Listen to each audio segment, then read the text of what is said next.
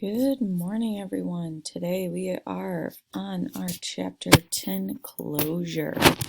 What we are doing is very basic, but we are doing the closure problem. So we're doing 10-143 through 10-152. Yeah, we're just going to go through 152. Don't worry about 153. Okay. Yep, that's what we're doing. So it's pretty basic. We've done all these types of problems. If you need help, please come on to my office hours, but pretty straightforward. 143 is solve the equations below using any method.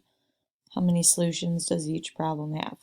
Okay, remember, if there's more than one x, like x squared, typically they'll have two. Absolute value, they might have two, unless it's the same. 144 is probability. So what is probability that randomly selected show will have an unacceptable sound quality? Okay. 145 for the exponential function, y equals 20 times 1.06 to the x. This is kind of going back to what we were doing before. Now remember 1.06 is our growth, okay, and 20 is our y-intercept. I kind of just gave you A right there. And then 146 is factor each polynomial, so you want to get into those two parentheses. You're not solving for x, you're just factoring it. 147, solve each quadratic equation using any method. So you can use a quadratic formula, you can factor, you can do the perfect square method, any of those. And then make sure you answer if they're rational or irrational. Remember, rational numbers you can put into a fraction, and irrational numbers cannot be put into a fraction. So an example of a rational number would be 2/9 or 3 or 1.5 or 0.5.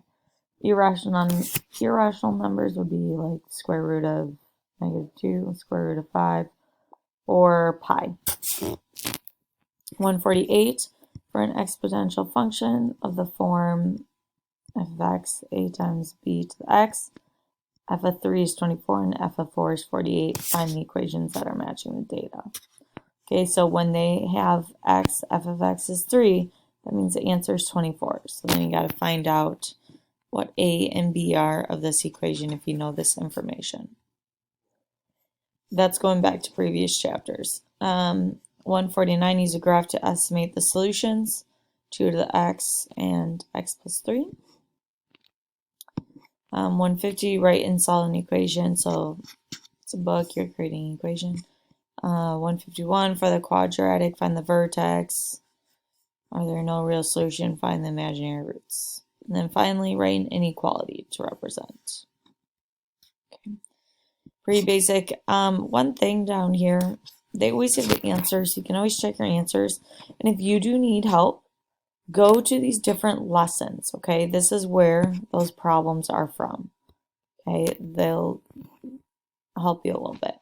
And if you need more practice, as always, okay? So after this, we only have one more week of lessons. So get her done. Have a great day. Office hours 10 to 11. Hope to see you there. Bye.